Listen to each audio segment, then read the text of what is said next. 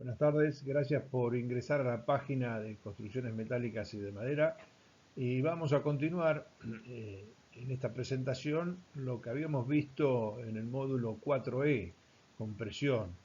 Finalmente, diciendo en resumen, en esta filmina estamos presentando lo que habíamos arribado como cuestiones fundamentales en la anterior presentación, en la parte 1.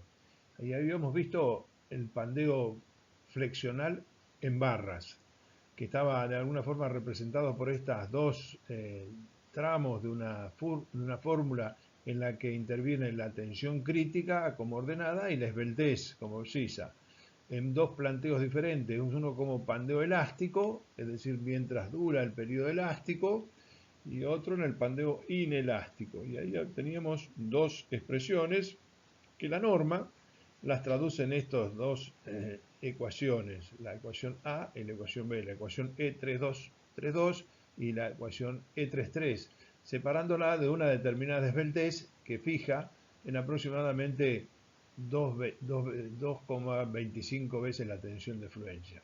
Es decir, casi un 40%, la proporcionalidad se rompe al 40% de la tensión de fluencia. Teníamos esta ecuación que formaliza el periodo inelástico y la expresión que formaliza el periodo elástico está directamente relacionada con la tensión de Euler, castigada de alguna forma un poquito por este coeficiente menor que 1, y determina en todo el periodo de esbelteces la variación de la tensión crítica. Multiplicada por el área transversal, obtenemos la carga nominal de compresión, y a esto hay que multiplicarlo por el coeficiente de reducción de resistencias, que vale 0,9, para obtener la carga de diseño y compararla con la solicitación requerida. Nos queda entonces, después de analizar las posibilidades de pandeo flexional, las dos raíces que teníamos en los ejes principales de inercia en X y en Y, que son pandeos flexionales de la barra, nos queda verificar la condición torsional, o sea, la posible inestabilidad torsional de una barra. La torsión depende justamente de su capacidad resistente, y las piezas que son débiles torsionalmente, y ahora vamos a ver cuando estudiemos el capítulo de torsión, son aquellas que tienen las secciones abiertas y paredes delgadas. Esta combinación, secciones abiertas, paredes delgadas, en general tienen rigideces torsionales débiles. Entre esas podemos ver acá el detalle, este perfil ángulo es una sección abierta, pero no tiene espesores menores, sino tiene algún espesor relativamente importante, pero puede ser inestable. El centro de corte está separado del centro de gravedad, que la hace también inestable. Esta puede ser una pieza inestable torsionalmente. Esta también tiene separado el centro de corte, es abierta, aunque las paredes no son tan delgadas. Las críticas en general, únicamente acá son las secciones conformadas en frío, porque además de ser abiertas, tienen los espesores muy finos. Entonces, al tener esta segunda cuestión, el momento de la rigidez torsional es muy baja. Entonces puede prevalecer la capacidad, puede ser menor la capacidad resistente a torsión que las de flexión. Y en estos casos es donde tenemos que poner un poco la lupa para hacer la verificación a pandeo torsional o flexo torsional.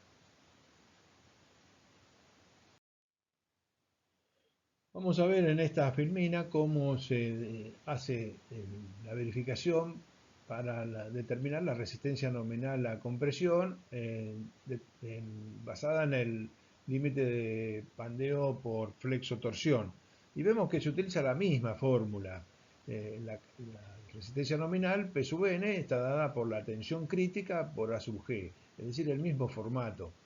Y a su vez, la tensión crítica se determina utilizando las mismas fórmulas anteriores para flexiones, la E32 y E33, correspondientes al periodo elástico e inelástico. Lo que varía para el caso de torsión es la tensión de Euler. ¿Cómo se determina la tensión de Euler? En estos casos, según sea, para miembros con simetría doble rotando en torno al centro del corte, se utiliza esta fórmula, la E42, y para miembros con simetría simple, la E43. Bueno, todas estos valores son conocidos, no los voy a repetir. Y para el caso de miembros asimétricos, un poquito raros en las estructuras metálicas, bueno, también viene la expresión de la F de Euler, tal vez un poquito más compleja, pues una raíz cúbica que hay que desarrollar, pero viene dada.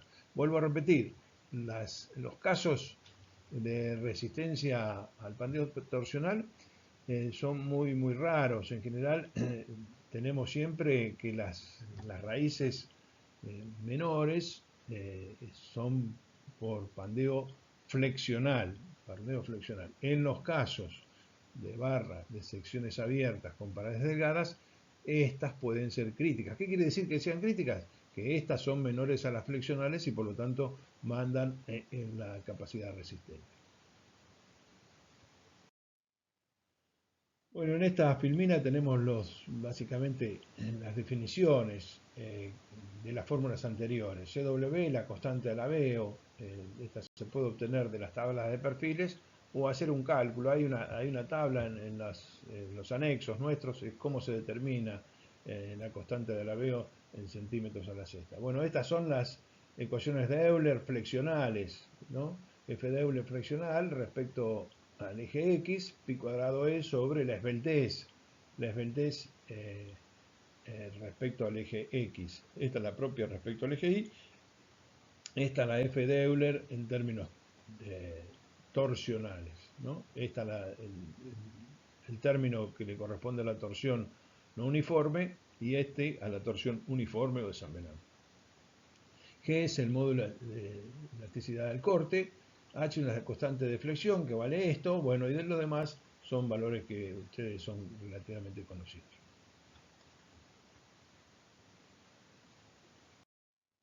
La norma que estamos estudiando plantea para el caso de ángulos en barras conformadas por un ángulo simple, como es esta acá en la figura, apoyada en una chapa de nudo, donde se da la placa de conexión, en la cual hay una excentricidad entre el centro de gravedad del ángulo, que es por donde supone que se viaja la carga en el centro del tramo, y finalmente donde se transfiere la carga a una chapa de nudo.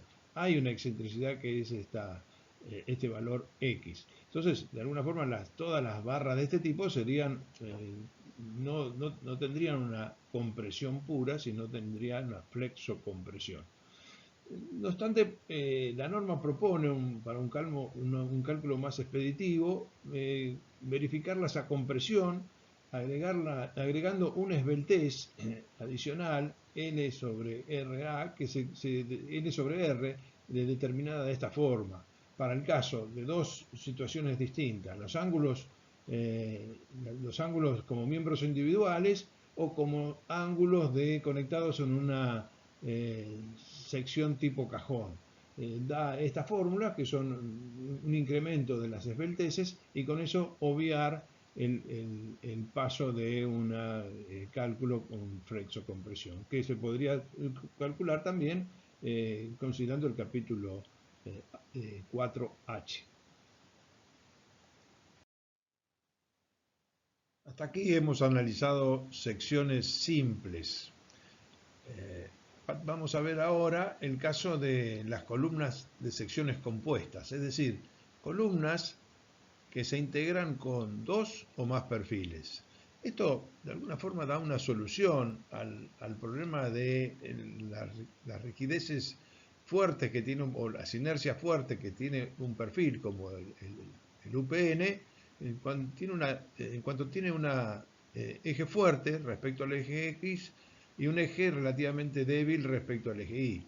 Ahora, cuando uno conforma una sección compuesta, bueno, uno puede organizar una rigidez o una inercia respecto a X parecida o similar a una rigidez respecto a Y, variando esta dimensión de separación entre los dos perfiles que es A. De modo de conseguir respecto a cada eje la misma inercia o más inercia si tengo alguna acción eventual de momentos.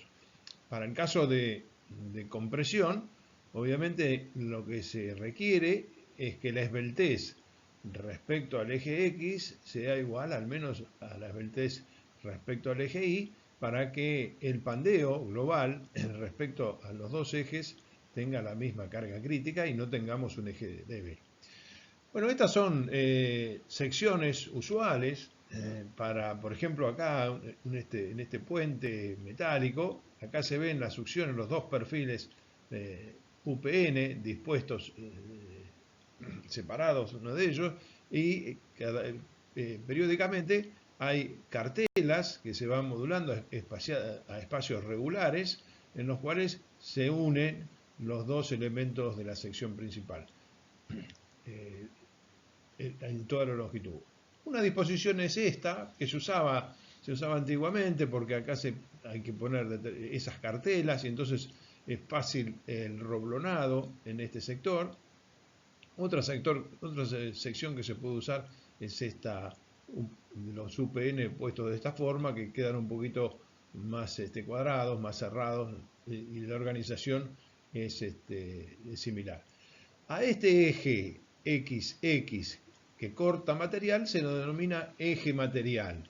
A este eje Y que no corta, entre comillas, material, porque acá sí hay presillas de unión que ustedes les están viendo acá, pero que al menos tiene un alma discontinua.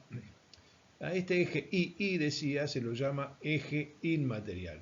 Vamos a ver en este capítulo, en esta parte del inciso D, cómo son estos ejes materiales e inmateriales y cómo trabajan cada uno de estos, porque hay distinciones.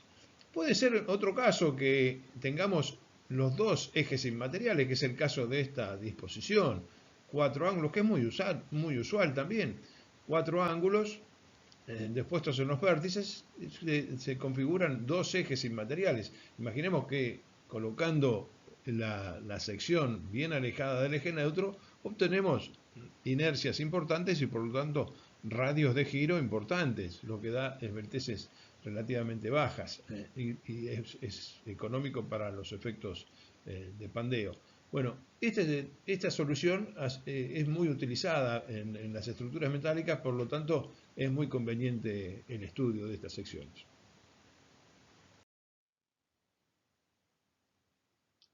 Para facilitar los cálculos de las propiedades geométricas de la sección, las tablas, en general, esto es una tabla del libro del Stahl, ya dan los valores geométricos para distintos perfiles. Por ejemplo, acá tenemos la tabla de los perfiles UPN para este tipo de sección, arrancando con esta sección 80 de altura, que es la más chica, 8 centímetros, después 10 centímetros, 12, 14, 16, 18 y así sucesivamente, 20, 22, 24, 26, 28.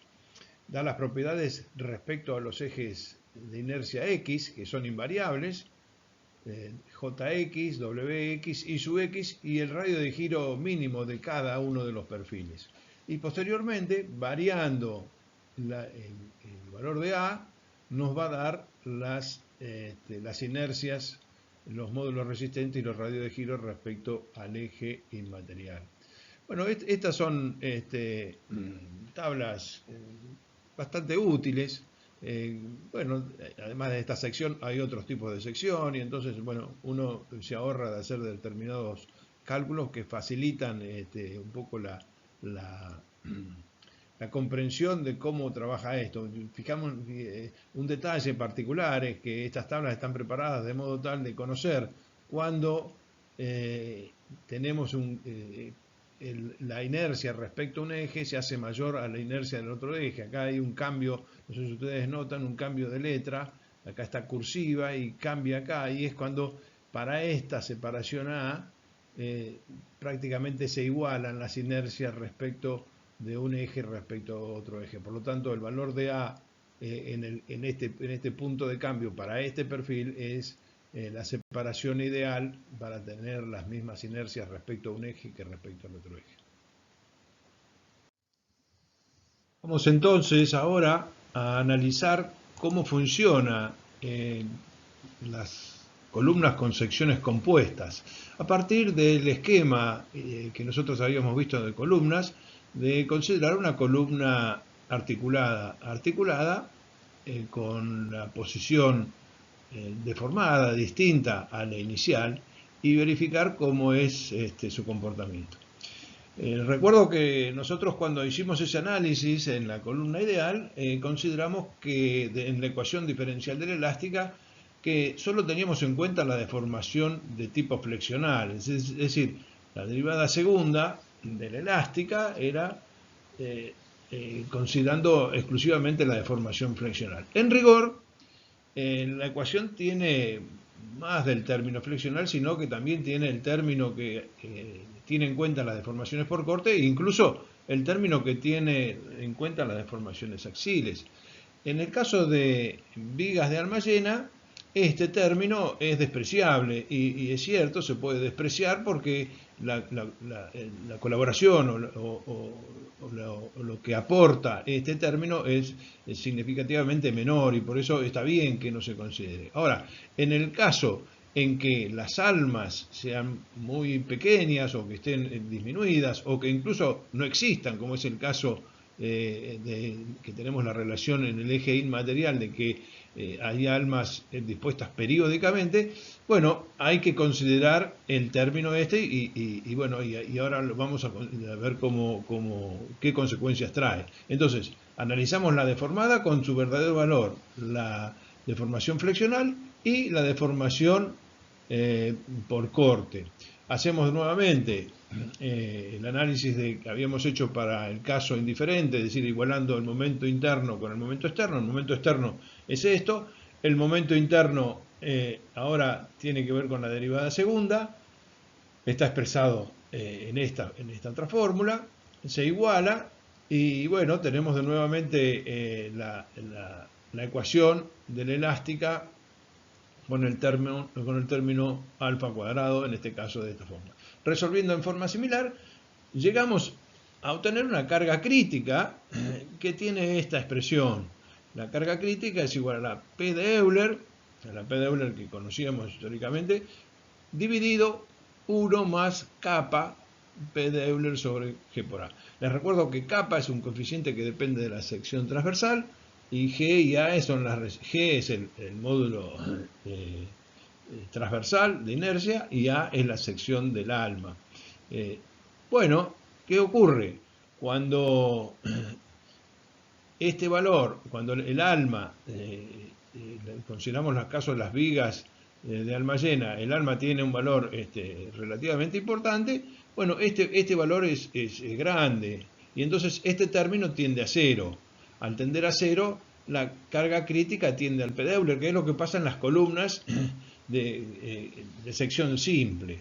Ahora, cuando analizamos el eje ideal, en donde el área está discontinua y tenemos un déficit del área, bueno, este valor es un valor relativamente importante. Al tener un valor importante, bueno, disminuye la carga crítica. La carga crítica es menor que la carga de Euler. Entonces, finalmente, hay una disminución de la capacidad resistente en el eje inmaterial. Esto es finalmente lo que nos da la consecuencia de haber estudiado este fenómeno.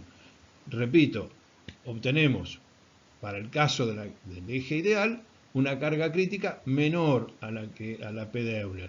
¿En qué proporción? En esta proporción. En la medida que esta relación se hace importante, hay que determinar este valor para determinar la nueva carga crítica respecto al eje inmaterial. El eje material, en este caso el eje XX, bueno, sigue siendo el mismo que habíamos analizado para las secciones anteriores simples. ¿Cómo considera la norma entonces esta disminución que tiene en la capacidad resistente el eje inmaterial? No el eje material. El eje material sigue manteniendo la misma condición, la carga de Euler. La disminución se produce en el eje inmaterial, que tiene un alma discontinua. un alma discontinua hace que el pandeo flexional esté disminuido.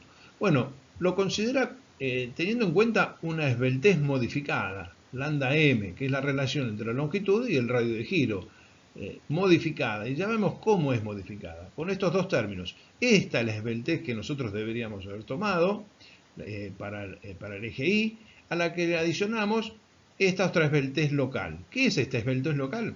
Bueno, A es la distancia entre conectores, es decir, la distancia, la posibilidad de que se produzca un pandeo local, que en general A es la longitud de la pieza dividido un número entero de tramos, porque la distancia entre conectores en general tiene que ser relativamente la misma. Y RI es el radio de giro mínimo del componente individual, de cada componente individual. Entonces, ¿cómo funciona esta ecuación? Bueno, funciona como una especie de triángulo en el cual la hipotenusa es la esbeltez modificada, esta que queremos determinar. Y los catetos son, uno, la esbeltez que tendríamos que haber considerado, la esbeltez respecto del eje y la otra, la esbeltez local, que en general se llama lambda 1, que es esta expresión A dividido RI o R mínimo. Cuando los valores de lambda 1 son pequeños, es decir, que coloco muchas presillas o muchos elementos intermedios, A es chico y esta relación es chica, y por lo tanto este valor del triángulo se disminuye, lambda modificada se acerca a lambda I, y es lo que ocurre acá. Para los valores A sobre RI menores que 40, es lo mismo la lambda modificada que la esbeltez en el eje ideal. Ahora, cuando la esbeltez local es mayor que 40, bueno, ya sí hay que considerar esta condición, porque ya no es despreciable el aumento que produce el término de la esbeltez modificada. En los casos en que tengamos dos ejes inmateriales, obviamente sobre los dos ejes inmateriales tenemos que practicar el cálculo de la esbeltez modificada. En el caso que tengamos un eje inmaterial y otro eje material, bueno, obviamente esto se aplica exclusivamente al eje inmaterial. El eje material se sigue trabajando como habíamos visto en las columnas simples. Pero ¿cómo se materializan las secciones compuestas? Las normas norteamericanas siempre habían clasificado en estos 5 grupos. Por eso todavía sigue quedando casi como anecdótico. Estos 3 primeros grupos son algunos grupos un poco que no se usan en la práctica. Estas secciones compuestas unidas intermitentemente con soldaduras y bulones, secciones unidas por separados de planchuelas y secciones unidas por chapas caladas. Este grupo 1, grupo 2 y grupo 3, bueno, suelen ser poco usadas. Las que más usadas son las del grupo 4, las que las secciones se unen con diagonales simples o dobles, con estas diagonales con celosías, o las secciones unidas con planchuela, con estas presillas de unión. Las del grupo 4 y las del grupo 5 son las más utilizadas en la práctica, y sobre esta vamos a trabajar un poquito. Vamos a ver en esta diapositiva cómo son las recomendaciones para los requerimientos dimensionales y cómo se determinan las piezas de unión, es decir, las diagonales o las cartelas según sea el grupo. En principio, ¿cómo se determina el valor A? Que es la distancia entre presillas o entre diagonales. Bueno, la norma indica que hay una preferencia a que la rotura se produzca respecto a la esbeltez global, y por lo tanto exige que la esbeltez local, que está reconocida como esta distancia A dividido el radio de giro respecto al menor valor de un solo perfil, es decir, la esbeltez local, la posibilidad de rotura de un solo perfil, sea menor, es decir, sea 3/4 veces respecto a la esbeltez del miembro compuesto. Es decir, vuelvo a repetir, hay una preferencia de la rotura global respecto de la local, que la deberíamos asegurar en mejores condiciones. En los extremos, la columna tiene que estar cerrada con presillas para que de alguna forma tanto el extremo inicial como el final de la columna compuesta tienen que estar cerradas, no pueden estar abiertas, y esto tiene que tener unas cartelas de cierre que lo fija la norma. En la norma misma hay algunos requerimientos constructivos respecto a la rigidez de estos elementos. Los enlaces diagonales, bueno, fija esbelteces que no pueden superar los 140 si es simple o 200 si es doble. Y los ángulos, de modo que no sean tan apaisados, sino que sean más bien cerrados. Los enlaces y las diagonales, ¿cómo se calculan? ¿Cuál es el esfuerzo que toman las diagonales? Porque en rigor estamos hablando de columnas comprimidas. Si hablamos de columnas comprimidas, tanto las cartelas como las diagonales no toman esfuerzo. Ahora bien, nosotros hicimos un estudio en el cual consideramos una posición de equilibrio distinta a la recta. Y en esta condición de equilibrio distinta a la recta, hay una componente menor, pero componente al fin, de un corte ideal en esta situación de equilibrio indiferente. Ese corte ideal, las normas lo fijan en un 2% de la resistencia de diseño, es decir, un 2% de phi sub c por p sub n de la columna armada. Es decir, una vez que determinamos la carga nominal multiplicado por este factor 0,9 de phi de compresión, podemos obtener el Q ideal.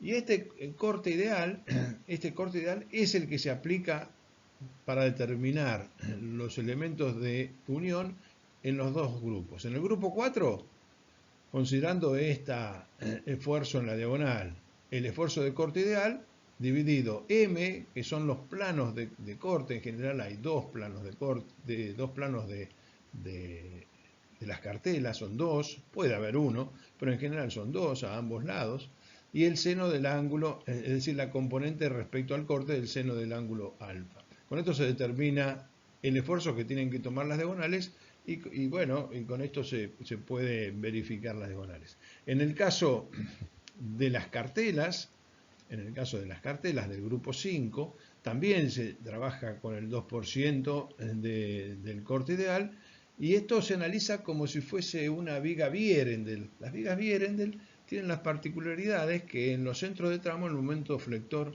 es nulo, y con ello se puede determinar el momento flector y el esfuerzo cortante en las cartelas tomando estas consideraciones. Esto lo van a ver en la práctica con un ejercicio, seguramente los ayudantes van a trabajar sobre esto.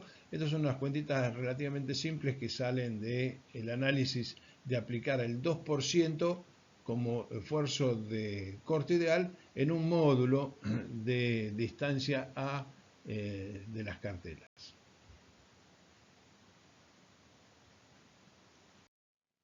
Vamos en este último capítulo a estudiar cómo es el tratamiento que se le da a las columnas comprimidas con secciones que contienen elementos esbeltos. En principio vamos a definir los elementos. Los elementos son el alma del perfil y el ala del perfil. Y pueden tener dos condiciones, fíjense acá, pueden ser no atiesados, este elemento ala puede ser no atiesado porque tiene un borde que está apoyado en el alma, pero el otro borde lo tiene libre. Mientras que cuando yo considero el alma de este perfil, los dos bordes están de alguna forma arrostrados por el otro extremo. Entonces, la primera definición de elementos no atiesados y elementos atiesados. ¿Por qué? Porque obviamente tienen distinta rigidez. Acá se ve claramente en esta figura, este elemento superior es no atiesado y este elemento superior, acá se ven en líneas punteadas las deformadas, es atiesado. Las rigideces son distintas. Esta es la primera condición. Estas situaciones de elementos esbeltos, reconocemos cuándo es un elemento esbelto cuando se supera la esbeltez de la relación B la esbeltez local B sobre T, B sobre el espesor, es mayor que una determinada esbeltez de referencia. Esa esbeltez de referencia, la anda R, la habíamos visto en el módulo 3, cuando estudiamos criterio de diseño, la da la tabla B41A, que es de aplicación para, en este caso, para los perfiles que están comprimidos. ¿Cuáles perfiles son susceptibles de tener esta condición, de que esta esbeltez local sea grande? Bueno, en general son los perfiles conformados en frío. Son los perfiles ejecutados en chapa, ustedes lo están viendo acá, en chapa doblada, esta chapa galvanizada, doblada, tienen esta relación de altura, espesor alta, o ancho, espesor también alta. Entonces pueden superar estos valores referenciales y entonces, ¿qué es lo que sucede? Antes de que se produzca la fluencia en el material, se produce la carga crítica por inestabilidad en las placas. Esta placa va a funcionar de una forma y esta placa va a funcionar obviamente de otra forma porque es menos rígida, tiene menor carga crítica. Y esto es lo que vamos a ver en estos capítulos hacia adelante. Bueno, del análisis estructural que podemos leer en cualquier libro de texto, pero yo marco acá el Timoshenko, la teoría de la estabilidad elástica, pandeo en placas delgadas. Cuando uno analiza una placa de este tipo de relación A y B con un espesor obviamente muy chico, A es un lado de la placa, B es el otro lado de la placa, está apoyada libremente en sus cuatro bordes, tiene y se le aplica una carga de compresión, tiene un comportamiento inicial de tensiones uniformes y llega en un determinado momento a producir este tipo de abolladura. Este tipo de abolladura en esta distancia A y B. Hay una tensión sigma crítica que es función de esta condición. Y acá se analiza la tensión crítica de pandeo en placas para condiciones ideales. En esta tensión se produce la abolladura inicial. Deja de ser el comportamiento elástico y se inestabiliza la placa. Fijémonos que esta tensión crítica que fija la teoría de la estabilidad elástica es parecida a la fórmula de Euler, pero nada más que con el componente de placa. Una constante K, que es el coeficiente de abolladura. El constante K es el coeficiente de abolladura, que es función de la relación de lados, A sobre B, del tipo de apoyo, en este caso estamos considerando apoyos libres en los cuatro extremos, y el tipo de carga. Nosotros acá consideramos una carga de compresión, pero puede ser eventualmente una carga de flexión o puede ser carga de corte. Entonces, K va a depender de estos tres factores. Y después tenemos, bueno, la ecuación pi cuadrado E, que obviamente es una constante, dividido 12,1 menos mu cuadrado, esta es la constante de placa, dividido B sobre T al cuadrado. Bueno, ustedes verán que todas estas valores son constantes, pi es una constante que tiene un valor conocido, E también, bueno, 12,1 menos mu es un valor constante, entonces todos estos términos se pueden reemplazar y se obtiene esta ecuación. K es 1378 T sobre B al cuadrado.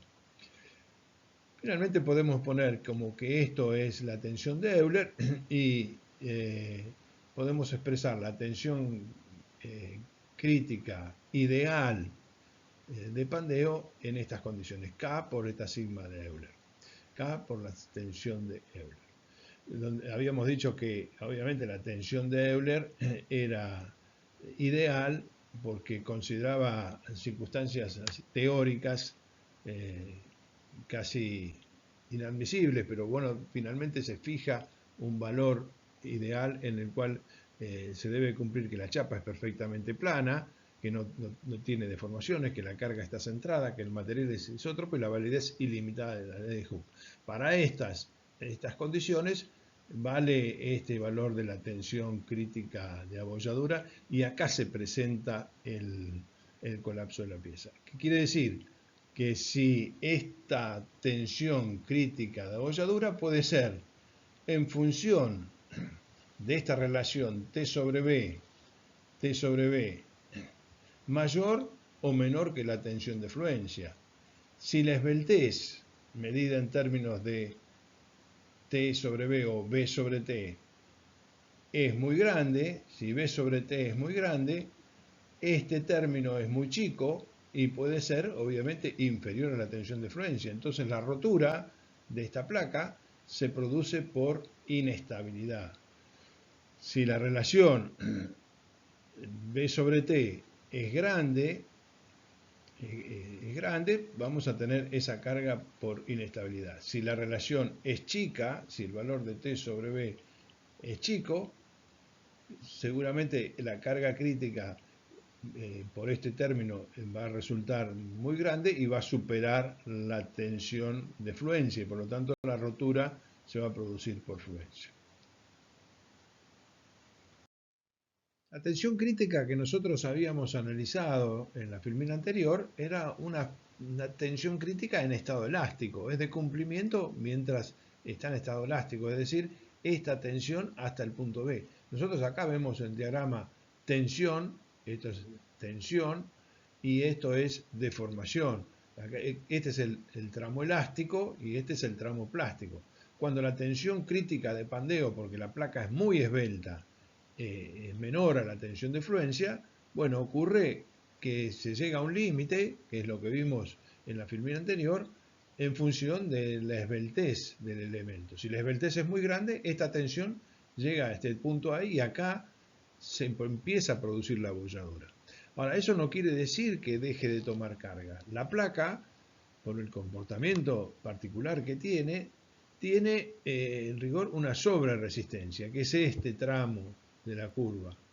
Es una sobreresistencia que se conoce como resistencia posterior al pandeo o el fenómeno de postpandeo. Las tensiones dejan de ser uniformes para transformarse en variables. En los extremos toma más carga, en la parte central se relaja y transfiere a las fibras extremas la carga principal. Fíjense que esta resistencia de pandeo es importante cuando la tensión crítica de pandeo es baja. Cuando la tensión crítica de pandeo se acerca a la tensión de fluencia, ya la resistencia de postpandeo es bastante menor.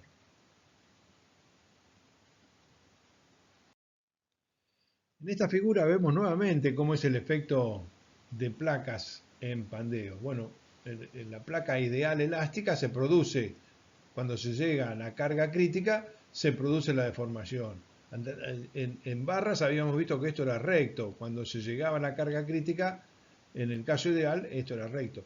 En el caso de placas, las placas toman un poco más de carga, es decir, la curva va hacia arriba y se produce la falla acá. ¿Qué quiere decir? Que se produce la abolladura. ¿Y por qué puede tomar más carga? Bueno, porque se produce este efecto que se ve acá. Cuando la placa comprimida se deforma, las transferencias de carga de estas especies de columnas centrales le transfieren carga a las columnas laterales. Y hay un efecto de estas horizontales de arrostrar de alguna forma a las columnas más cercanas a los bordes, de modo que no deformen. Al no deformar, toman más carga y la condición tensional se explica de esta forma. Fíjense cómo la parte central de la placa se va relajando y asumen las cargas en la medida que van creciendo los bordes hacia los extremos, tanto este extremo y este extremo. En esta condición, el estado final se reconoce cuando estos valores llegan a la tensión de fluencia y se hace una suerte de sección equivalente con estos volúmenes que están rayados en condición de tensión de fluencia, considerando como que la sección que realmente trabaja es de un ancho efectivo, no del ancho total B de la placa, sino con un ancho efectivo que se compone entre esta mitad B sobre 2 y este B efectivo sobre 2. Ese B efectivo, bueno, ha sido estudiado por distintos tipos de normas y obviamente depende de la relación de placa y tiene este desarrollo que ustedes ven acá en la ecuación CE7. Esta es una ecuación clásica que de comportamiento de las placas esbeltas, es decir, en vez de considerar una placa de ancho B, considero una placa efectiva de ancho B sub E, es decir, esta mitad más esta otra mitad. Y calculo el déficit, o considero el déficit que me producen los elementos esbeltos como si tuviera una sección que no es inexistente, que es esta suerte de sección central, disminuida entre el ancho B y el ancho B efectivo. Analicemos ahora cómo es el coeficiente de abolladura, K, que habíamos visto en la fórmula de la teoría de inestabilidad, que dependía de la relación de lados de la placa A y B, de los tipos de apoyo y del tipo de carga. Es el multiplicador principal de la tensión crítica de pandeo. Acá tenemos a la derecha cómo va variando K en función del tipo de placa. Por ejemplo, analicemos este caso de la placa B, que es la que habíamos estudiado nosotros. Apoyo simple en los 4 bordes, cargada en forma uniforme. El comportamiento de K para las distintas relaciones de L sobre B, del largo de la placa respecto a B, fíjense que es esta suerte de curva en las cuales tiene mínimos coincidentes con los valores de relación L sobre B igual a 1, igual a 2, igual a 3 y finalmente se hace asintótico a este valor que es 4. Es decir, para los elementos arriostrados o atiesados, los elementos de bordes atiesados, correspondería la aplicación de este valor, incluso para los bastante extensos en un lado, correspondería la aplicación de este valor en la condición de 4 porque esto se hace asintótico. Entonces, tanto vale para 1 como para relación para 2, para 3 como para 10 o 20 o infinito. El valor va a ser, para todos los elementos atiesados, va a ser 4. Es el multiplicador para esta condición, para este estado de carga.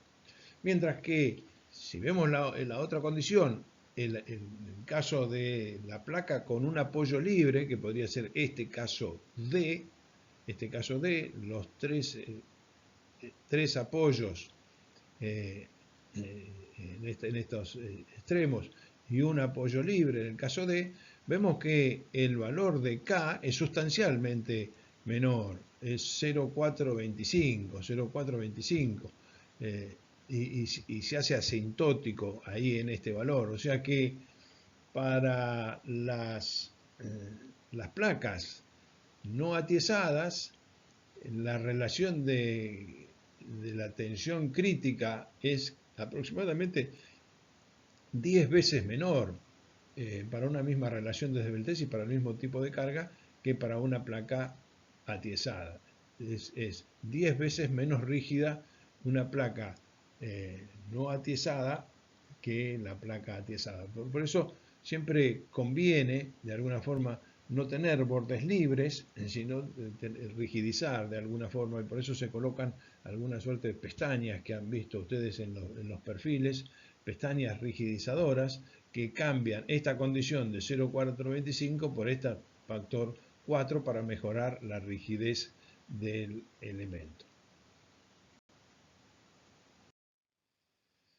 En esta tabla, entonces, de nuevo, tenemos para los distintos tipos de perfiles, con los distintos elementos, cuáles son las esbelteces, las razones límites, las esbelteces límites. Les recuerdo, son esbelteces locales, no confundir con las esbelteces globales. Son las esbelteces de los elementos de la sección, los esbelteces de los elementos de la sección, que tienen una relación ancho-espesor, como dice acá, ancho-espesor.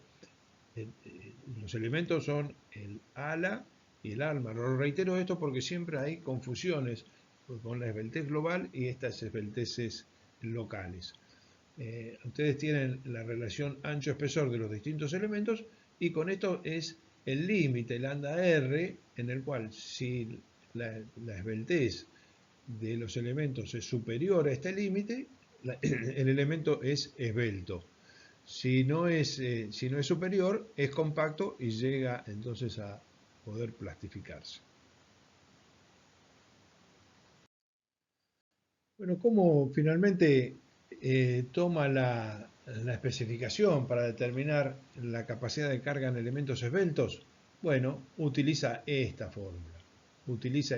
¿Cuál es la diferencia con la anterior?